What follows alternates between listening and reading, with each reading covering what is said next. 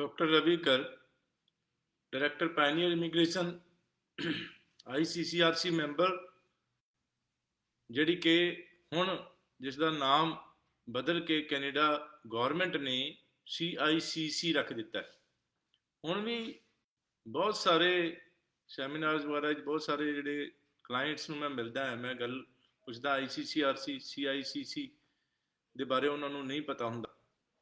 ਸਭ ਤੋਂ ਪਹਿਲਾਂ ਆਪਣੇ ਕੰਸਲਟੈਂਟ ਦੇ ਬਾਰੇ ਤੁਹਾਨੂੰ ਡਿਟੇਲਸ ਪਤਾ ਹੋਣੀਆਂ ਜ਼ਰੂਰੀ ਨੇ, ਕਿਉਂਕਿ ਸਟੱਡੀ ਵੀਜ਼ਾ ਹੋਵੇ ਜਾਂ ਕੋਈ ਵੀ ਪ੍ਰੋਸੈਸ ਹੋਵੇ, ਉਸ ਦੇ ਵਿੱਚ ਬੜੀ ਡੂੰਘਾਈ ਨਾਲ ਪ੍ਰੋਸੈਸਿੰਗ ਟਾਈਮ ਲੱਗ ਜਾਂਦਾ ਹੈ। ਡਾਕੂਮੈਂਟਸ ਅੰਬੈਸੀ ਨੂੰ ਭੇਜਣੇ ਹੁੰਦੇ ਨੇ, ਰੂਲ ਰੈਗੂਲੇਸ਼ਨ ਲਾ ਬੜੀ ਗਹਿਰਾਈ ਨਾਲ ਸਮਝ ਕੇ ਆਪਾਂ ਕੇਸ ਅਪਲਾਈ ਕਰਨਾ ਹੁੰਦਾ ਹੈ। ਜਿਹੜੇ ਸਟੂਡੈਂਟਸ ਸੀਰੀਅਸਲੀ ਜਿਹੜੇ ਇੰਟਰਸਟਿਡ ਹੁੰਦੇ ਨੇ ਬਾਹਰ ਜਾਣ ਦੇ ਵਿੱਚ, ਸਟੂਡੈਂਟਸ ਜਾਂ visitor visa, super visa, spouse visa, permanent residence PR, ਸੋ ਇੱਕ ਸੀਰੀਅਸ ਮੈਟਰ ਹੈਗਾ। ਨੋ ਯੂਅਰ ਕੰਸਲਟੈਂਟਸ ਦਾ ਮਤਲਬ ਆਪਣੇ ਕੰਸਲਟੈਂਟ ਦੇ ਬਾਰੇ ਡਿਟੇਲ ਪਤਾ ਹੋਣੀ ਜ਼ਰੂਰੀ ਹੈਗੀ ਹੈ। ICCRC, ਜਿਸ ਦਾ ਨਾਮ ਬਦਲ ਕੇ ਹੁਣ CICC, college of immigration and citizenship consultants of Canada, ਇਹ ਰੱਖ ਦਿੱਤਾ ਗਿਆ ਹੈਗਾ। ਇਸ ਦੇ ਮੈਂਬਰ ਹੀ ਲੀਗਲੀ ਆਥੋਰਾਈਜ਼ਡ ਨੇ ਕੈਨੇਡਾ ਗੌਰਮੈਂਟ, ਕੈਨੇਡਾ ਅੰਬੈਸੀ ਤੋਂ। ਔਰ ਕੈਨੇਡਾ ਅੰਬੈਸੀ ਜਿਹੜੀ ਵੀਜ਼ਾ ਦਿੰਦੀ ਹੈ, ਉਸ ਦੀ ਵੈਬਸਾਈਟ 'ਤੇ ਆਪਾਂ ਜਿਹੜੇ ਲੀਗਲੀ ਆਥੋਰਾਈਜ਼ਡ ਰਿਪਰੈਜ਼ੈਂਟੇਟਿਵ ਲਿਖਾਂਗੇ। ਜਿਹੜੀ ਵੈਬਸਾਈਟ ਹੈਗੀ ਹੈ ਕੈਨੇਡਾ ਅੰਬੈਸੀ ਦੀ, cic.gc.ca, ਤੇ ਆਪਾਂ ਆਥੋਰਾਈਜ਼ਡ ਰਿਪਰੈਜ਼ੈਂਟੇਟਿਵ ਜਿਹੜੇ ਲੀਗਲੀ ਆਥੋਰਾਈਜ਼ਡ ਕੰਸਲਟੈਂਟਸ ਨੇ ਉਹਨਾਂ ਦਾ ਨਾਮ ਆਪਾਂ ਦੇਖ ਸਕਦੇ ਹੈਗੇ। ਸੋ ਇਹ ਧਿਆਨ ਰੱਖਣਾ ਹੈਗਾ। CICC ਜਿਹੜੀ ਹੈ, ਇਹਨਾਂ ਦੀ ਵੈਬਸਾਈਟ 'ਤੇ ਵੀ ਡਿਟੇਲਸ ਆਪਾਂ ਦੇਖ ਸਕਦੇ ਹੈਗੇ ਆ ਕਿ CICC ਦੇ ਮੈਂਬਰ ਕਿਵੇਂ ਬਣੀਦਾ ਹੈਗਾ। ਕਾਫੀ ਸਾਰੇ ਐਗਜ਼ਾਮ ਪਾਸ ਕਰਕੇ CICC ਦੇ ਮੈਂਬਰ ਬਣਿਆ ਜਾਂਦਾ ਹੈਗਾ। IELTS ਤੇ 8777, ਹੋਰ ਕਾਫੀ ਸਾਰੇ ਲਾਇਸੈਂਸਿੰਗ ਐਗਜ਼ਾਮ ਤੇ ਹੋਰ ਐਗਜ਼ਾਮ, ਇਮੀਗ੍ਰੇਸ਼ਨ ਲਾ ਪਾਸ ਕਰਨਾ ਹੈਗਾ ਕੈਨੇਡੀਅਨ ਕਾਲਜ ਯੂਨੀਵਰਸਿਟੀ ਇੰਸਟੀਟਿਊਸ਼ਨ ਤੋਂ। ਔਰ IRPA immigration and refugee protection act, IRPR immigration and refugee regulations protection regulation. So ਇਹ ਜਿਹੜੇ ਨੇ, ਇਹਨਾਂ ਨੂੰ ਇਮੀਗ੍ਰੇਸ਼ਨ ਲਾ ਦਾ ਜਿਹੜਾ ਪ੍ਰੋਗਰਾਮ ਪੜ੍ਹਾਇਆ ਜਾਂਦਾ, ਜਿਹੜਾ ਕਿ CICC ਦੇ ਮੈਂਬਰ ਬਣਨ ਵਾਸਤੇ ਜ਼ਰੂਰੀ ਹੈਗਾ, ਉਸ ਦੇ ਉੱਪਰ ਹੀ ਸਾਰਾ ਲਾ ਜਿਹੜਾ ਹੈਗਾ, ਰੂਲ ਰੈਗੂਲੇਸ਼ਨ ਪਾਲਿਸੀਜ਼ ਜਿਹੜੀਆਂ ਨੇ ਇਹ ਆਧਾਰਿਤ ਹੁੰਦੀਆਂ ਨੇ। ਔਰ ਬੜੇ ਸਾਰੇ ਲੋਕ, I want to bring to your notice, ਕਿ ਧਿਆਨ ਵਿੱਚ ਲਿਆਉਣਾ ਚਾਹੁੰਦਾ ਹੈਗਾ ਕਿ ਬੜੇ ਸਾਰੇ ਲੋਕ ਗੁੰਮਰਾਹ ਕਰਦੇ ਨੇ, ਕਿਉਂਕਿ ਕਾਫੀ ਲੋਕਾਂ ਨੂੰ ਹੁਣ ਪਤਾ ਵੀ ਲੱਗ ਚੁੱਕਾ ਹੈਗਾ ਕਿ ICCRC ਸੀਗੀ ਪਹਿਲਾਂ, ਜਿਹੜੀ ਕਿ CICC ਹੈਗੀ ਆ, ਉਸ ਦੇ ਮੈਂਬਰ ਲੀਗਲੀ ਆਥੋਰਾਈਜ਼ਡ ਨੇ। ਤੇ ਬੜੇ ਸਾਰੇ ਕੰਸਲਟੈਂਟ ਇਹ ਕਹਿ ਦਿੰਦੇ ਨੇ ਕਿ ਸਾਡੇ ਪੈਨਲ ਤੇ CICC ਮੈਂਬਰ ਹੈਗੇ ਨੇ ਜਿਹੜੇ ਕਿ ਕੈਨੇਡਾ ਬੈਠੇ ਨੇ, ਜਿਹੜੇ ਕਿ ਤੁਹਾਡੀ ਫਾਈਲ ਨੂੰ ਦੇਖਦੇ ਹੀ ਨਹੀਂ, ਜਿਨ੍ਹਾਂ ਨਾਲ ਤੁਸੀਂ ਗੱਲ ਹੀ ਨਹੀਂ ਕਰ ਸਕਦੇ। ਔਰ ਦੂਸਰਾ ਇਹ ਕਿ ਅਸੀਂ CICC ਮੈਂਬਰ ਦੇ ਏਜੰਟ ਹੈਗੇ ਆ, ਤੇ CICC ਜਿਹੜੀ ਹੈ ਅਲਾਓ ਕਰਦੀ ਹੈਗੀ ਹੈ ਕਿ ਅਸੀਂ ਜਿਹੜੇ ਉਹਨਾਂ ਦੇ ਮੈਂਬਰ ਹੈਗੇ ਆ, ਉਹ ਉਹਨਾਂ ਨੂੰ ਆਪਣਾ ਏਜੰਟ ਬਣਾ ਸਕਦੇ ਹੈਗੇ ਆ। ਲੇਕਿਨ ਏਜੰਟ ਜਿਹੜੇ ਨੇ, ਉਹਨਾਂ ਨੇ ਪੜ੍ਹਿਆ ਨਹੀਂ ਹੁੰਦਾ ਇਹੀ ਸਾਰੇ ਇਮੀਗ੍ਰੇਸ਼ਨ ਲਾ, IELTS ਔਰ ਇਹ ਸਾਰੀ ਡਿਟੇਲਸ, ਔਰ ਇਹ ਸਾਰੇ ਐਗਜ਼ਾਮਸ ਨਹੀਂ ਦਿੱਤੇ ਹੁੰਦੇ। ਔਰ CICC ਦੇ ਜਿਹੜੇ ਮੈਂਬਰ ਹੈਗੇ ਨੇ, ਇਹਨਾਂ ਨੂੰ ਕੈਨੇਡਾ ਅੰਬੈਸੀ IRCC ਔਰ CICC ਜਿਹੜੀ ਹੈ ਕੈਨੇਡੀਅਨ ਗੌਰਮੈਂਟ ਦੀ ਡੈਜ਼ਿਗਨੇਟਿਡ ਬੋਡੀ ਹੈਗੀ, ਜਿਹੜੀ ਇਹ ਲੇਟੈਸਟ ਰੂਲਸ ਐਂਡ ਰੈਗੂਲੇਸ਼ਨਸ ਨਾਲ ਅਪਡੇਟਡ ਰੱਖਦੀ ਹੈਗੀ ਹੈ ਸਾਨੂੰ ਮੈਂਬਰਸ ਨੂੰ, ਲੇਕਿਨ ਏਜੰਟਸ ਨੂੰ ਨਹੀਂ। ਔਰ ਉਹਨਾਂ ਦੇ ਉੱਪਰ ਕੋਈ ਵੀ ਰੂਲ ਰੈਗੂਲੇਸ਼ਨ ਲਾਗੂ ਨਹੀਂ ਹੁੰਦਾ, ਮਤਲਬ ਕਿ ਨਾ ਹੀ ਐਜੂਕੇਸ਼ਨ ਦੀ ਕੋਈ ਗੱਲ, ਨਾ ਹੀ ਕੋਈ ਐਗਜ਼ਾਮੀਨੇਸ਼ਨ ਦੀ ਗੱਲ। ਔਰ ਕਈ ਲੋਕ ਐਵੇਂ ਹੀ ਕਹਿ ਦਿੰਦੇ ਨੇ ਕਿ ਸਾਡੇ ਜਿਹੜੇ ਕੋਈ ਡਾਇਰੈਕਟਰ ਹੈਗੇ ਨੇ, ਇਹ ਮੈਂਬਰ ਹੈਗੇ ਨੇ, ਤੁਸੀਂ ਅਗਰ ਦੇਖੋ ਤੇ ਉਹ ਹੁੰਦੇ ਨਹੀਂ ਹੈਗੇ। ਤੁਸੀਂ ਜ਼ਰੂਰ ਦੇਖੋ ਕਿ ਕਿਹੜੀ ਜਿਹੜੀ ਕੰਪਨੀ ਤੋਂ ਤੁਸੀਂ ਅਪਲਾਈ ਕਰਨਾ ਹੈਗਾ, ਉਸ ਦੇ ਡਾਇਰੈਕਟਰ ਜਾਂ ਕੌਣ ਇਹ ਮੈਂਬਰ ਹੈਗੇ ਨੇ। ਔਰ ਉਹਨਾਂ ਦੀ ਵੈਬਸਾਈਟ 'ਤੇ ਜਾ ਕੇ, CICC ਦੀ ਜਿਹੜੀ ਵੈਬਸਾਈਟ 'ਤੇ ਜਾ ਕੇ, ਜਾਂ ਕੈਨੇਡਾ ਅੰਬੈਸੀ ਦੀ ਵੈਬਸਾਈਟ 'ਤੇ ਜਾ ਕੇ ਆਪਾਂ ਦੇਖ ਸਕਦੇ ਹਾਂ। ਸੋ ਹਰ ਸੈਟਰਡੇ ਆਪਾਂ ਲੇਟੈਸਟ ਰੂਲਸ ਐਂਡ ਰੈਗੂਲੇਸ਼ਨਸ ਕੁਝ ਅਪਡੇਟਸ ਬਾਰੇ ਗੱਲਬਾਤ ਕਰਦੇ ਹੈਗੇ ਆ। ਇਸ ਵਕਤ ਦੀ ਨਵੀਂ ਅਪਡੇਟ ਹੈਗੀ ਹੈ ਕਿ ਕੈਨੇਡਾ ਪਹੁੰਚ ਕੇ ਹੁਣ ਜਿਹੜਾ ਨਵਾਂ ਇੱਕ ਵੇਰੀਐਂਟ ਜਿਹੜਾ ਕਰੋਨਾ ਦਾ ਫੈਲਦਾ ਪਿਆ ਹੈਗਾ, ਉਹ ਉਸ ਤੋਂ ਡਰ ਕੇ ਅਫਰੀਕਾ ਦੇ ਕੰਟਰੀਜ਼ ਤੋਂ ਸ਼ੁਰੂ ਹੋਇਆ ਔਰ ਉਸ ਤੋਂ ਡਰ ਕੇ ਨਵੇਂ ਰਿਸਟ੍ਰਿਕਸ਼ਨਸ ਸਾਰੇ ਕੰਟਰੀਜ਼ ਲਾ ਰਹੇ ਨੇ।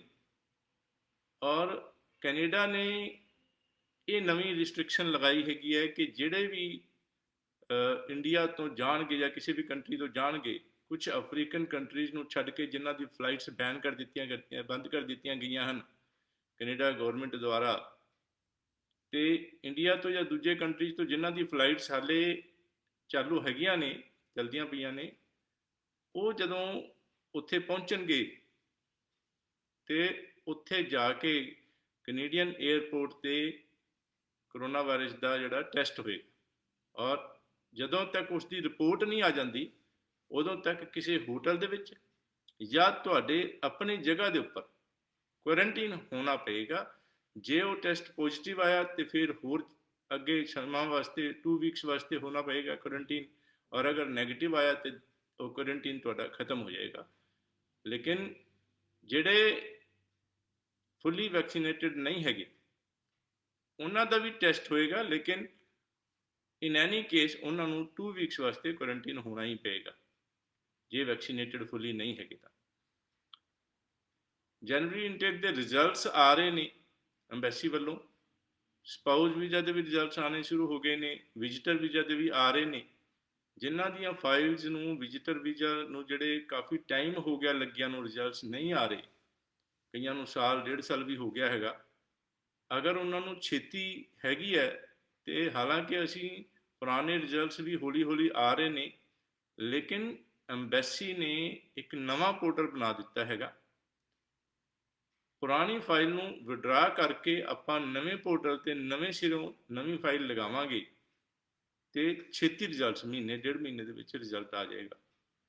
ਸੋ ਇਸ ਬਾਰੇ ਸਾਡੇ ਆਫਿਸਿਸ ਨਾਲ ਡਿਸਕਸ ਕਰ ਸਕਦੇ ਹੈਗੇ ਹੋ, ਲੇਕਿਨ ਹੌਲੀ ਹੌਲੀ ਰਿਜ਼ਲਟਸ ਆ ਰਹੇ ਨੇ। ਸਪਾਊਸ ਵੀਜ਼ਾ ਦੇ ਕੁਝ ਕੇਸਿਸ ਦੀ ਸਾਡੀ ਇੰਟਰਵਿਊਜ਼ ਵੀ ਆ ਗਈਆਂ ਨੇ। ਪਰਸਨਲ ਇੰਟਰਵਿਊ ਦਾ ਮਤਲਬ ਐਮਬੈਸੀ ਦੇ ਵਿੱਚ ਜਾ ਕੇ ਗੱਲਬਾਤ ਆਮਣੇ ਸਾਹਮਣੇ ਹੋਏਗੀ ਵੀਜ਼ਾ ਆਫਿਸਰ ਦੇ ਨਾਲ। ਤੇ ਜਿਹੜੇ ਸਪਾਊਸ ਵੀਜ਼ਾ ਦੇ ਕੇਸਿਸ ਨੇ, ਵੈਸੇ ਵੀ ਇਹ ਇੱਕ ਸੀਰੀਅਸ ਮੈਟਰ ਦਾ ਮਤਲਬ ਇਹ ਕਿ ਇਹਨੂੰ ਜ਼ਿਆਦਾ ਸੀਰੀਅਸਲੀ ਲਿਆ ਜਾਂਦਾ ਹੈਗਾ ਐਮਬੈਸੀ ਵੱਲੋਂ, ਕਿਉਂਕਿ ਬਹੁਤ ਸਾਰੇ ਫੇਕ ਮੈਰਿਜਿਸ ਕਰਕੇ, ਪੇਪਰ ਮੈਰਿਜਿਸ ਕਰਕੇ ਇਸ ਤਰ੍ਹਾਂ ਲੋਕ ਜਾਂਦੇ ਨੇ। ਐਮਬੈਸੀ ਦੀ ਨਿਗਾਹ ਵਿੱਚ ਇਹ ਗੱਲ ਹੈਗੀ ਹੈ। ਸੋ ਉਹਨਾਂ ਦੀ ਫਾਈਲ ਨੂੰ ਬਹੁਤ ਧਿਆਨ ਨਾਲ ਦੇਖਿਆ ਜਾਂਦਾ ਹੈਗਾ। ਭਾਵੇਂ ਜੈਨੂਅਨ ਮੈਰਿਜ ਵੀ ਹੋਵੇ ਫਿਰ ਵੀ ਸਾਨੂੰ ਚੰਗੀ ਤਰ੍ਹਾਂ ਫਾਈਲ ਤਿਆਰ ਕਰਨੀ ਪੈਂਦੀ ਹੈਗੀ ਹੈ। ਸਾਰੇ ਜਿਹੜੇ ਫੰਕਸ਼ਨਸ ਨੇ ਮੈਰਿਜ ਦੇ, ਉਹ ਫੋਟੋਜ਼, ਬਿਲਸ, ਕਿਸ ਤਰ੍ਹਾਂ ਇੱਕ ਦੂਜੇ ਨੂੰ ਮਿਲੇ ਸੀਗੇ, ਔਰ ਉਹ ਸਾਰੀ ਪੁਰਾਣੀ ਜਿਹੜੀ ਤੁਹਾਡੀ ਕਮਿਊਨੀਕੇਸ਼ਨ ਗੱਲਬਾਤ ਦੇ ਪ੍ਰੂਫ, ਬਹੁਤ ਕੁਝ ਚਾਹੀਦਾ ਹੁੰਦਾ ਹੈਗਾ। ਔਰ ਮੈਰਿਜ ਤੋਂ ਬਾਅਦ ਖਾਸ ਤੌਰ 'ਤੇ ਇਹ ਜ਼ਰੂਰੀ ਕਿ ਘੁੰਮਣ ਫਿਰਨ, ਜਿਹੜਾ ਹੋਲੀਡੇ ਮਨਾਉਣ ਗਏ ਸੀਗੇ, ਜਾਣਾ ਚਾਹੀਦਾ ਹੈਗਾ, ਔਰ ਗਏ ਸੀਗੇ ਕਿ ਨਹੀਂ ਤੁਸੀਂ, ਔਰ ਕਪਲ ਜਿਹੜਾ ਹੈਗਾ ਔਰ ਗਏ ਸੀਗੇ ਤੇ ਹੋਟਲ ਦੇ ਬਿਲਸ ਔਰ ਸਾਰੀ ਜਿਹੜੀ ਉਹਨਾਂ ਦੇ ਪ੍ਰੂਫ। ਸੋ ਸਪਾਊਸ ਵੀਜ਼ਾ ਜਿਹੜਾ ਹੈਗਾ ਲਾਉਂਦੇ ਪਏ ਹੈਗੇ ਫਾਈਲਸ ਅਸੀਂ, ਵੈਲਕਮ, ਬੜੇ ਧਿਆਨ ਨਾਲ। ਔਰ ਕਈ ਕੰਪਨੀਆਂ ਦੀ ਅਲੱਗ-ਅਲੱਗ ਫੀਸਾਂ ਹੈਗੀਆਂ ਨੇ, ਕੁਛ ਦੀ ਘੱਟ ਕੁਛ ਦੀ ਵੱਧ, ਲੇਕਿਨ ਡੈਫੀਨੇਟਲੀ ਇੱਕ ਨੌਲੇਜ 'ਤੇ ਡਿਪੈਂਡ ਕਰਦਾ। ICCRC ਮੈਂਬਰਸ ਜਾਂ ਜਿਹੜੇ ਹੁਣ CICC ਦਾ ਜਿਹੜਾ ਬਦਲ ਦਿੱਤਾ ਗਿਆ ਹੈ ਨਾਮ, ਤੇ ਉਹ ਨੈਚੁਰਲੀ ਜਿਸ ਤਰ੍ਹਾਂ ਮੈਂ ਪਹਿਲਾਂ ਦੱਸਿਆ ਐਜੂਕੇਟਡ ਔਰ ਕੁਆਲੀਫਾਈਡ ਔਰ ਸਰਟੀਫਾਈਡ ਔਰ ਨੈਚੁਰਲੀ ਧਿਆਨ ਰੱਖ ਕੇ ਪੂਰੀ ਕੇਅਰ ਦੇ ਨਾਲ ਫਾਈਲ ਬਣਾਉਣੀ ਔਰ ਖਿਆਲ ਰੱਖਣਾ, ਉਸ ਚੀਜ਼ ਦਾ ਬੜਾ ਫਰਕ ਹੈਗਾ ਕਿ ਇੱਕ ਬਗੈਰ ਨੌਲੇਜ ਤੋਂ ਜਲਦਬਾਜ਼ੀ ਦੇ ਨਾਲ ਫਾਈਲ ਲਗਾ ਦੇਣੀ ਔਰ ਇੱਕ ਧਿਆਨ ਨਾਲ ਟਾਈਮ ਲਾ ਕੇ ਔਰ ਨੌਲੇਜ ਦੇ ਨਾਲ ਫਾਈਲ ਲਗਾਉਣੀ। ਸੋ ਜਨਵਰੀ ਇਨਟੇਕ ਦੇ ਸਟੱਡੀ ਵੀਜ਼ਾ ਦੇ ਰਿਜ਼ਲਟਸ ਵੀ ਆ ਰਹੇ ਨੇ, ਔਰ ਜਿਸ ਤਰ੍ਹਾਂ ਪਹਿਲਾਂ ਕਹਿੰਦਾ ਪਿਆ ਤਕਰੀਬਨ ਕੋਈ 3 ਮਹੀਨੇ ਦੇ ਕਰੀਬ ਹੋ ਗਏ ਨੇ। ਉਸ ਤੋਂ ਪਹਿਲਾਂ ਓਵਰਆਲ 6 ਨਾਟ ਲੈਸ ਦੈਨ 5.5 ਦੇ ਨਾਲ ਵੀਜ਼ੇ ਆਉਂਦੇ ਸੀਗੇ, ਲੇਕਿਨ ਤਕਰੀਬਨ 3 ਮਹੀਨੇ ਦੇ ਕਰੀਬ ਹੋ ਗਏ ਨੇ ਓਵਰਆਲ 6। ਜੇ ਕਿਸੇ ਦੇ ਵਿੱਚ 5.5 ਹੈਗੇ ਨੇ ਕਿਸੇ ਮੋਡਿਊਲ ਦੇ ਵਿੱਚ 5.5 ਬੈਂਡਸ ਤੇ ਫਿਰ ਵੀਜ਼ਾ ਨਹੀਂ ਆਣਾ। ਸੋ ਮੇਰੀ ਖਾਸ ਤੌਰ ਤੇ ਐਡਵਾਈਸ ਕਿ ਜੇ ਕਿਸੇ ਮੋਡਿਊਲ ਦੇ ਵਿੱਚ 5.5 ਨਹੀਂ ਤੇ ਤੁਸੀਂ ਇੰਪਰੂਵਮੈਂਟ ਕਰਕੇ 6 ਈਚ ਦੇ ਨਾਲ ਹੀ ਆਪਾਂ ਫਾਈਲ ਲਗਾਣੀ ਹੈਗੀ ਹੈ ਇਸ ਵਕਤ, ਅਨਲੈਸ ਕਿ ਤੁਸੀਂ ਪਤਾ ਕਰਦੇ ਰਹੋ। ਪਰ ਅਸੀਂ ਵੀ ਖਿਆਲ ਰੱਖਦੇ ਪਏ ਹਾਂ, ਅਗਰ ਅੰਬੈਸੀ ਨੇ ਵੀਜ਼ਾ ਦਿੱਤਾ, ਕਿਉਂਕਿ ਇਸ ਤਰ੍ਹਾਂ ਦਾ ਕੋਈ ਰੂਲ ਨਹੀਂ ਹੈਗਾ ਕਿ 5.5 ਦੇ ਨਾਲ ਨਹੀਂ ਲਗਾ ਸਕਦੇ। 6 ਈਚ ਹੈਗੇ ਨੇ ਤੇ SDS ਦੇ ਵਿੱਚ ਫਾਈਲ ਲੱਗਦੀ ਹੈਗੀ ਆ, ਔਰ ਅਗਰ 5.5 ਨੇ ਕਿਸੇ ਮੋਡਿਊਲ ਦੇ ਵਿੱਚ ਤੇ ਫਿਰ ਆਪਾਂ ਜਨਰਲ ਦੇ ਵਿੱਚ ਜਾਂ ਨੌਨ SDS ਵੀ ਕਹਿ ਦਿੰਦੇ ਹਾਂ, ਉਸ ਦੇ ਵਿੱਚ ਫਾਈਲ ਲਗਾਉਂਦੇ ਹੈਗੇ ਆ।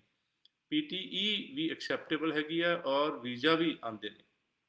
ਆਫਕੋਰਸ ਸਕੋਰਸ ਤੇ ਡਿਪੈਂਡ ਕਰਦਾ ਹੈਗਾ, ਔਰ ਹਾਲਾਂਕਿ ਲੋਅਰ ਸਕੋਰ ਦੇ ਨਾਲ ਕਈ ਕਾਲਜਿਸ ਐਡਮਿਸ਼ਨ ਦੇ ਦਿੰਦੇ ਨੇ। ਇਸੇ ਤਰੀਕੇ ਨਾਲ ਓਵਰਆਲ 6 ਨਾਟ ਲੈਸ ਦੈਨ 5.5 ਦੇ ਨਾਲ ਕਾਲਜਿਸ ਐਡਮਿਸ਼ਨ ਦੇ ਦਿੰਦੇ ਨੇ, ਲੇਕਿਨ ਫਿਰ ਜਦੋਂ ਆਪਾਂ ਫਾਈਲ ਅੰਬੈਸੀ 'ਚ ਲਗਾਉਂਦੇ ਹਾਂ ਤਾਂ ਵੀਜ਼ਾ ਨਹੀਂ ਆਉਂਦਾ। ਇਹ ਸਾਰੀਆਂ ਚੀਜ਼ਾਂ ਦਾ ਅਸੀਂ ਧਿਆਨ ਰੱਖਦੇ ਹਾਂ ਐਜ਼ ਕੰਸਲਟੈਂਟ। 2003 ਤੋਂ ਕੰਪਨੀ ਔਰ 2007 ਤੋਂ ਮੈਂ ਪਹਿਲਾਂ ਜਿਹੜੀ ਇਹੀ ਹੁਣ CICC, ਇਸ ਤੋਂ ਪਹਿਲਾਂ ICCRC, ਇਸ ਤੋਂ ਪਹਿਲਾਂ ਜਿਹੜੀ ਹੈ CSIC Canadian society of immigration consultants ਹੁੰਦੀ ਸੀ, 2007 ਤੋਂ ਉਸ ਦਾ ਮੈਂਬਰ ਸੀਗਾ। ਸੋ ਵੈਲਕਮ। ਔਰ ਮਈ ਇਨਟੇਕ ਜਿਹੜਾ ਹੈਗਾ ਇਹ ਕਾਫੀ ਜ਼ਿਆਦਾਤਰ ਕੋਰਸਿਸ 90% ਦੇ ਕਰੀਬ ਫੁੱਲ ਹੋ ਚੁੱਕੇ ਨੇ, ਔਰ ਸਤੰਬਰ ਦੀ ਐਡਮਿਸ਼ਨ ਚੱਲਦੀਆਂ ਪਈਆਂ ਨੇ। ਸਤੰਬਰ ਦੇ ਵੀ ਕਾਫੀ ਸਾਰੇ ਕੋਰਸਿਸ ਫੁੱਲ ਹੋ ਗਏ ਨੇ। ਇਸੇ ਕਰਕੇ ਇਸ ਵਕਤ ਧਿਆਨ ਰੱਖਣਾ ਹੈਗਾ, ਜਲਦੀ ਇੱਕ ਤਾਂ ਅਪਲਾਈ ਕਰਨਾ ਸਤੰਬਰ ਵਾਸਤੇ, ਔਰ ਦੂਸਰਾ ਕਿ 2-3 ਕਾਲਜਿਸ ਦੇ ਵਿੱਚ ਅਪਲਾਈ ਕਰਨਾ ਹੈਗਾ, ਤਾਂ ਕਿ ਇੱਕ ਤੋਂ, ਕਿਉਂਕਿ ਇਸ ਵਕਤ ਕਾਫੀ ਸਾਰੇ ਪ੍ਰੋਗਰਾਮ ਫੁੱਲ, ਬਾਕੀ ਕਈ ਪ੍ਰੋਗਰਾਮਸ ਦੀ ਸੀਟਾਂ ਫੁੱਲ ਹੋਣ ਵਾਲੀਆਂ ਨੇ। ਦਾ ਮਤਲਬ ਕਿ ਮੰਨ ਲਓ 100 ਸੀਟਾਂ ਸੀਗੀਆਂ ਕਿਸੇ ਪ੍ਰੋਗਰਾਮ ਵਿੱਚ ਤੇ ਆਲਰੇਡੀ 70-80 ਫੁੱਲ ਹੋ ਗਈਆਂ। ਜਦੋਂ ਆਪਾਂ ਅਪਲਾਈ ਕਰਾਂਗੇ, ਆਪਣੀ ਐਪਲੀਕੇਸ਼ਨ ਪਿਕ ਹੋਣੀ ਹੈ ਤਕਰੀਬਨ ਕੋਈ 2-3-4 ਹਫ਼ਤੇ ਬਾਅਦ, ਡਿਪੈਂਡਸ ਔਨ ਪ੍ਰੋਸੈਸਿੰਗ ਟਾਈਮ। ਅਲੱਗ-ਅਲੱਗ ਕਾਲਜਿਸ ਦੇ ਅਲੱਗ-ਅਲੱਗ ਪ੍ਰੋਸੈਸਿੰਗ ਟਾਈਮ ਹੈਗੇ ਨੇ। ਕਈਆਂ ਦੀ ਆਫਰ ਲੈਟਰ 2 ਹਫ਼ਤੇ 'ਚ, ਕਈਆਂ ਦੀ 4 ਹਫ਼ਤੇ 'ਚ, ਕਈਆਂ ਦੀ 6 ਹਫ਼ਤੇ ਵੀ ਲੱਗ ਜਾਂਦੇ ਨੇ। ਸੋ ਉਹ ਜਦੋਂ ਆਪਣੀ ਐਪਲੀਕੇਸ਼ਨ ਪਿਕ ਕਰਦੇ ਨੇ, ਉਦੋਂ ਅਗਰ ਸੀਟਸ ਫੁੱਲ ਹੋ ਗਈਆਂ, ਮੰਨ ਲਓ 80 ਹੁਣ ਹੋ ਗਈਆਂ ਫੁੱਲ, 20 ਹੈਗੀਆਂ ਨੇ, ਤੇ college is still accepting application. ਦਾ ਮਤਲਬ ਆਪਾਂ ਅਪਲਾਈ ਕਰ ਸਕਦੇ ਹੈਗੇ ਆ, ਲੇਕਿਨ 6 ਹਫ਼ਤੇ ਨੂੰ, 4 ਹਫ਼ਤੇ ਨੂੰ ਜਦੋਂ ਆਪਣੀ ਐਪਲੀਕੇਸ਼ਨ ਪਿਕ ਹੋਣੀ ਹੈ ਤੇ ਜਿਹੜੀ 20 ਸੀਟਾਂ ਹੋਰ ਰਹਿ ਗਈਆਂ ਸੀਗੀਆਂ ਉਹ ਵੀ ਕਿਸੇ ਦੂਜੀਆਂ ਐਪਲੀਕੇਸ਼ਨਾਂ ਨਾਲ ਫੁੱਲ ਹੋ ਗਈਆਂ, ਤੇ ਆਪਾਂ ਨੂੰ ਈਮੇਲ ਆ ਜਾਣੀ ਹੈਗੀ ਕਿ ਹੁਣ ਸੀਟਾਂ ਫਿਲ ਹੋ ਗਈਆਂ ਨੇ ਤੇ ਅਸੀਂ ਤੁਹਾਨੂੰ ਆਫਰ ਲੈਟਰ ਜਾਂ ਐਡਮਿਸ਼ਨ ਨਹੀਂ ਦੇਵਾਂਗੇ। ਸੋ ਇਹ ਜਿਹੜਾ ਹੈਗਾ, ਹਾਲਾਂਕਿ ਮਾੜੀ ਗੱਲ ਇਹ ਹੈਗੀ ਹੈ ਕਿ ਜਦੋਂ ਅਸੀਂ ਅਪਲਾਈ ਕਰਦੇ ਹਾਂ ਉਦੋਂ ਹੀ ਅਸੀਂ ਐਪਲੀਕੇਸ਼ਨ ਫਾਰਮ ਦੇ ਵਿੱਚ ਕ੍ਰੈਡਿਟ ਕਾਰਡ ਦੀ ਇਨਫੋਰਮੇਸ਼ਨ ਭਰ ਕੇ ਭੇਜਦੇ ਹਾਂ, ਔਰ ਐਪਲੀਕੇਸ਼ਨ ਫੀਸ ਜਿਹੜੀ ਹੈ colleges at the time of ਸਬਮਿਟਿੰਗ application, ਜਦੋਂ ਆਪਾਂ ਐਪਲੀਕੇਸ਼ਨ ਸਬਮਿਟ ਕਰਦੇ ਹਾਂ ਉਸੇ ਵਕਤ ਡਿਡਕਟ ਕਰ ਲੈਂਦੇ ਨੇ, ਕੱਟ ਲੈਂਦੇ ਨੇ, ਔਰ ਬਾਅਦ ਦੇ ਵਿੱਚ ਈਮੇਲ ਕਿ ਨਹੀਂ ਦਿੱਤੀ ਜਾਣੀ ਤੁਹਾਨੂੰ ਐਡਮਿਸ਼ਨ, ਤੇ 2-3 ਕਾਲਜਾਂ ਵਿੱਚ ਅਪਲਾਈ ਕਰਨਾ ਹੈਗਾ। ਤੇ ਹੁਣ ਜਿਹੜੀ ਇਸ ਵਕਤ ਜਨਵਰੀ ਇਨਟੇਕ ਦੀ ਰਜਿਸਟ੍ਰੇਸ਼ਨ ਟਾਈਮ ਹੈਗੀ ਆ, ਖਿਆਲ ਰੱਖਣਾ ਹੈਗਾ ਕਿ ਕਈ ਕਾਲਜਿਸ ਨੇ ਆਨਲਾਈਨ ਸਟੱਡੀ ਅਲਾਉਡ ਕਰਨੀ ਹੈਗੀ ਹੈ, ਕਈਆਂ ਨੇ ਨਹੀਂ ਕਰਨੀ, ਕਿਉਂਕਿ ਆਨਲਾਈਨ ਸਟੱਡੀ ਪਹਿਲਾਂ 31 ਦਸੰਬਰ ਤੱਕ ਆਪਾਂ ਨੂੰ ਅਲਾਉਡ ਸੀਗੀ ਕੈਨੇਡਾ ਅੰਬੈਸੀ ਵੱਲੋਂ, ਲੇਕਿਨ ਹੁਣ ਉਸ ਦਾ ਟਾਈਮ ਵਧਾ ਕੇ ਐਕਸਟੈਂਡ ਕਰ ਦਿੱਤਾ, ਔਰ 31 ਅਗਸਤ 2022 ਤੱਕ ਸਟੂਡੈਂਟਸ ਨੂੰ ਆਨਲਾਈਨ ਸਟੱਡੀ ਅਲਾਉਡ ਹੈਗੀ ਹੈ। ਕੈਨੇਡਾ ਦੇ ਵਿੱਚ ਵੀ, ਕੈਨੇਡਾ ਤੋਂ ਬਾਹਰ ਮਤਲਬ ਇੰਡੀਆ ਦੇ ਵਿੱਚ ਵੀ ਬੈਠ ਕੇ ਸਟੂਡੈਂਟਸ ਕਰ ਸਕਦੇ ਨੇ, ਲੇਕਿਨ ਅੱਡ-ਅੱਡ ਕਾਲਜਿਸ 'ਤੇ ਡਿਪੈਂਡ ਕਰਦਾ ਹੈ ਕਿਹੜਾ ਪ੍ਰੋਗਰਾਮ ਉਹਨਾਂ ਦਾ। ਹੁਣ ਫਿਜ਼ੀਓਥੈਰੇਪੀ ਅਸਿਸਟੈਂਟ ਇੱਕ ਅੱਛਾ ਪ੍ਰੋਗਰਾਮ ਹੈ, ਖਾਸ ਤੌਰ 'ਤੇ +2 ਮੈਡੀਕਲ ਬੱਚਿਆਂ ਵਾਸਤੇ। ਤੋ ਉਹ ਮੈਡੀਕਲ ਦਾ ਇਸ ਤਰ੍ਹਾਂ ਦਾ ਪ੍ਰੋਗਰਾਮ ਹੈਗਾ ਕਿ ਜ਼ਿਆਦਾਤਰ ਕਾਲਜਿਸ ਉਸ ਪ੍ਰੋਗਰਾਮ ਨੂੰ ਆਨਲਾਈਨ ਨਹੀਂ ਕਰਦੇ, ਪਰ ਜਾ ਕੇ ਹੀ ਕਾਲਜ ਦੇ ਵਿੱਚ ਜਾ ਕੇ ਇਨ ਪਰਸਨ, ਜਾਂ ਅੱਧੀਆਂ ਕਲਾਸਾਂ ਇਨ ਪਰਸਨ ਤੇ ਅੱਧੀਆਂ ਆਨਲਾਈਨ, ਦਾ ਮਤਲਬ ਹਾਈਬ੍ਰਿਡ ਕਹਿੰਦੇ ਆ ਉਹਨੂੰ, ਹਾਈਬ੍ਰਿਡ ਪ੍ਰੋਗਰਾਮ ਹੈਗਾ। ਸੋ ਇਹ ਆਪਾਂ ਦੇਖ ਲੈਣਾ ਹੈਗਾ, ਸਟੂਡੈਂਟਸ ਨੇ ਖਿਆਲ ਰੱਖਣਾ ਹੈ ਕਿ ਆਪਣਾ ਤੁਹਾਡਾ ਪ੍ਰੋਗਰਾਮ ਆਨਲਾਈਨ ਹੈਗਾ ਕਿ ਇਨ ਪਰਸਨ ਹੈਗਾ ਜਾਂ ਹਾਈਬ੍ਰਿਡ ਹੈਗਾ, ਔਰ ਕਾਲਜਿਸ ਕੋਈ ਕਿਹੜਾ ਕਾਲਜ ਆਨਲਾਈਨ ਤੁਹਾਨੂੰ ਕਿਹੜਾ ਕੋਰਸ ਅਲਾਉਡ ਕਰਦਾ ਪਿਆ, ਨਹੀਂ ਕਰਦਾ ਪਿਆ। ਸੋ ਉਹ ਸਾਰੀਆਂ ਜਿਹੜੀਆਂ, ਅਗਰ ਆਪਣਾ ਰਿਜ਼ਲਟ ਟਾਈਮ ਸਿਰ ਨਹੀਂ ਆਇਆ, ਅੱਡ-ਅੱਡ ਕਾਲਜਿਸ ਦੀ ਡੈਫਰਮੈਂਟ ਡੈਡਲਾਈਨ ਹੈਗੀ ਹੈ, ਔਰ ਰਜਿਸਟ੍ਰੇਸ਼ਨ ਦੀ ਡੈਡਲਾਈਨ ਹੈਗੀ ਹੈ ਕਾਲਜਿਸ ਦੀ ਵੈਬਸਾਈਟ 'ਤੇ ਡਿਟੇਲ ਦੇਖਣੀ ਚਾਹੀਦੀ ਹੈ ਸਟੂਡੈਂਟਸ ਨੂੰ। ਕਾਲਜ ਨੂੰ ਜਿਹੜੀ ਈਮੇਲ ਆਈਡੀ ਭੇਜੀ ਹੈ ਸਟੂਡੈਂਟ ਨੇ ਉਸ ਦੇ ਉੱਪਰ ਡਿਟੇਲਸ ਭੇਜਦੇ ਨੇ ਕਾਲਜਿਸ। ਕਈ ਸਟੂਡੈਂਟਸ ਬਿਲਕੁਲ ਪਰਵਾਹ ਨਹੀਂ ਕਰਦੇ, ਧਿਆਨ ਨਹੀਂ ਕਰਦੇ ਉਸ ਚੀਜ਼ ਦਾ ਜਿਹੜਾ ਹੈ, ਫਿਰ ਉਹਨਾਂ ਨੂੰ ਦਿੱਕਤ ਆ ਸਕਦੀ ਹੈਗੀ ਹੈ। ਡੈਡਲਾਈਨਸ ਅਗਰ ਕ੍ਰਾਸ ਹੋ ਗਈਆਂ, ਟੱਪ ਗਈਆਂ, ਤੇ ਕਈ ਤਰ੍ਹਾਂ ਦੇ ਪ੍ਰੋਬਲਮਸ, ਰਿਸਕ ਹੋ ਜਾਣਗੇ। ਇਸੇ ਤਰੀਕੇ ਨਾਲ ਅਗਰ ਕਿਸੇ ਦਾ ਰਿਫਿਊਜ਼ ਹੋ ਗਿਆ ਸਟੂਡੈਂਟ ਦਾ, ਤੇ ਕਾਲਜਿਸ ਨੇ ਟਾਈਮ ਦਿੱਤਾ ਹੁੰਦਾ ਕਿ 5 ਦਿਨ ਦੇ ਅੰਦਰ, 10 ਦਿਨ ਦੇ ਅੰਦਰ ਜਾਂ 2 ਹਫ਼ਤੇ ਦੇ ਅੰਦਰ ਤੁਸੀਂ ਜਿਹੜੀ ਰਿਫਿਊਜ਼ਲ ਲੈਟਰ ਭੇਜ ਕੇ ਰਿਫੰਡ ਰਿਕੁਐਸਟ ਭੇਜ ਦੇਣੀ ਹੈਗੀ ਹੈ। ਅਗਰ ਉਸ ਟਾਈਮ ਦੇ ਵਿੱਚ ਨਹੀਂ ਭੇਜਦੇ ਤਾਂ ਉਹਨਾਂ ਦੀ ਫੀਸ ਨੂੰ ਖਤਰਾ ਹੋ ਜਾਏਗਾ। ਸੋ ਉਹ ਸਾਰੀਆਂ ਚੀਜ਼ਾਂ ਦਾ ਧਿਆਨ ਰੱਖਣਾ ਹੈਗਾ।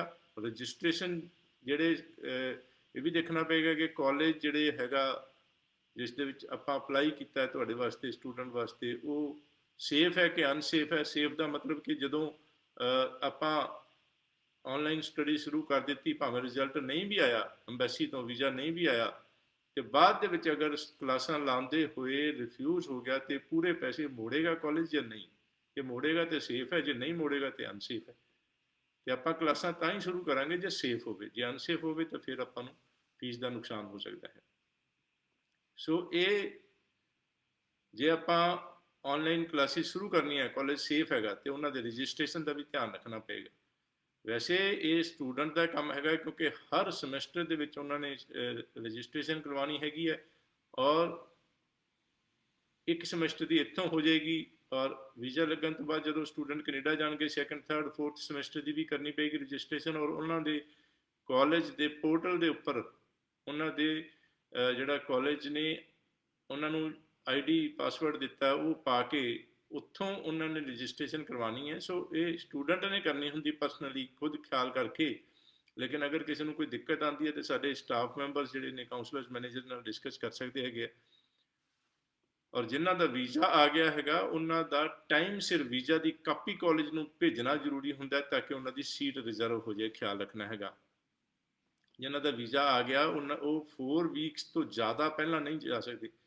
ਮਤਲਬ ਜੇ ਕਿ 7 ਜਨਵਰੀ ਨੂੰ ਕਲਾਸਾਂ ਸ਼ੁਰੂ ਨੇ ਤਾਂ 7 ਦਸੰਬਰ ਤੋਂ ਬਾਅਦ ਹੀ ਜਾਣਾ ਚਾਹੀਦਾ ਹੈਗਾ, ਅਦਰਵਾਈਜ਼ ਮੋੜ ਸਕਦੇ ਨੇ ਉਹ। ਇਸ ਗੱਲ ਦਾ ਖਿਆਲ ਰੱਖਣਾ। ਇੱਕ 3 ਹਫ਼ਤੇ ਦੇ ਬਾਰੇ ਵੀ ਕਾਫੀ ਅਫਵਾਹ ਚੱਲੀ ਜਿਹੜੀ ਕਿ ਸਹੀ ਨਹੀਂ ਹੈਗੀ ਹੈ।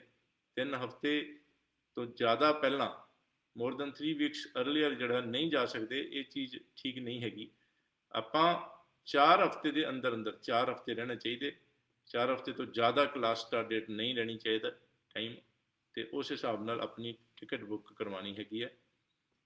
ਇੱਥੋਂ ਆਫ ਕੋਰਸ ਕੋਵਿਡ ਜਿਹੜੇ ਵੀ ਜਾਣਗੇ ਉਹ ਕੋਵਿਡ ਟੈਸਟ ਜਿਹੜੇ ਨੇ ਕੈਨੇਡਾ ਦੇ ਜਿਹੜੇ ਇੰਡੀਆ ਦਾ ਏਅਰਪੋਰਟ ਹੈਗਾ ਉੱਥੇ ਹੀ ਇੰਤਜ਼ਾਮ ਹੈਗਾ। ਹੋਰ ਬਾਹਰ ਤੋਂ ਕੋਵਿਡ ਟੈਸਟ ਜਿਹੜਾ ਹੈਗਾ ਉਹ ਮਾਨਤਾ ਨਹੀਂ ਦਿੱਤੀ ਜਾਂਦੀ ਉਸ ਨੂੰ। ਸੋ ਦਿੱਲੀ ਦੇ ਏਅਰਪੋਰਟ 'ਤੇ ਜਿਹੜਾ ਕੋਵਿਡ ਟੈਸਟ ਕਰਵਾਉਣਾ ਪਏਗਾ, ਔਰ 6 ਘੰਟੇ ਦੇ ਕਰੀਬ ਅੰਦਰ ਅੰਦਰ ਉਹ ਰਿਪੋਰਟ ਦੇ ਦਿੰਦੇ ਨੇ, ਔਰ ਉਹ ਰਿਪੋਰਟ ਆਪਣੀ ਨੈਗੇਟਿਵ ਹੋਣੀ ਚਾਹੀਦੀ ਹੈਗੀ ਹੈ। ਇਸ ਗੱਲ ਦਾ ਖਿਆਲ ਰੱਖਣਾ ਹੈਗਾ। ਤੇ ਜਿਸ ਤਰ੍ਹਾਂ ਮੈਂ ਪਹਿਲਾਂ ਦੱਸਿਆ 6, 5.5 ਦੁਬਾਰਾ ਦੱਸ ਰਿਹਾ ਕਿ ਜੇ 6 ਇੱਕ ਸਟੂਡੈਂਟ ਦੀ ਓਵਰਆਲ 6 ਨੋਟ, ਦੇਖੋ 3 ਮਹੀਨੇ ਦੇ ਕਰੀਬ ਹੋ ਗਏ। ਹਰ ਹਫਤੇ ਮੈਂ ਅਪਡੇਟ ਕਰਦਾ ਹੈਗਾ, ਹਰ ਹਫਤੇ ਮੈਂ ਇਹ ਦੱਸਦਾ ਹੈਗਾ ਕਿ 6 ਓਵਰਆਲ 6 ਨੋਟ ਲੈਸ ਦੈਨ 5.5 ਦੇ ਨਾਲ ਰਿਜ਼ਲਟ ਜਿਹੜਾ ਹੈਗਾ ਵੀਜ਼ਾ ਨਹੀਂ ਆ ਰਹੇ, ਔਰ ਫਾਈਲ ਨਹੀਂ ਲਗਾਉਣੀ ਚਾਹੀਦੀ ਹੁਣ। ਲੇਕਿਨ ਦੇਖੋ 2, 2.5, 3 ਮਹੀਨੇ ਤੋਂ ਪਹਿਲਾਂ ਜਦੋਂ ਅੰਬੈਸੀ ਦੇ ਵੱਲੋਂ ਕੋਈ ਇਸ ਤਰ੍ਹਾਂ ਦੀ ਨਹੀਂ ਆਈ ਕਿ ਅਸੀਂ ਨਹੀਂ ਦੇਵਾਂਗੇ ਵੀਜ਼ਾ, ਲੇਕਿਨ ਸਾਨੂੰ ਧਿਆਨ ਰੱਖਣਾ ਪੈਂਦਾ ਕਿ ਹੁਣ ਵੀਜ਼ਾ ਨਹੀਂ ਦਿੰਦੀ ਵੀ ਅੰਬੈਸੀ, ਇੰਟਰਨਲ ਪਾਲਿਸੀ ਹੈਗੀ ਹੈ। ਸੋ ਇੱਕ ਸਟੂਡੈਂਟ ਦਾ ਜਿਸ ਤਰ੍ਹਾਂ ਰਿਫਿਊਜ਼ਲ ਆਈ ਤੇ ਅਸੀਂ ਦੱਸਦੇ ਪਏ ਹਾਂ ਕਿ ਓਵਰਆਲ ਇਹ ਜਿਹੜੇ 5.5 ਤੁਹਾਡੇ ਹੈਗੇ ਨੇ ਉਸ ਦੇ ਕਰਕੇ ਰਿਫਿਊਜ਼ਲ ਆਈ ਹੈ, ਇਸ ਨੂੰ ਇੰਪਰੂਵ ਕਰ ਲਓ।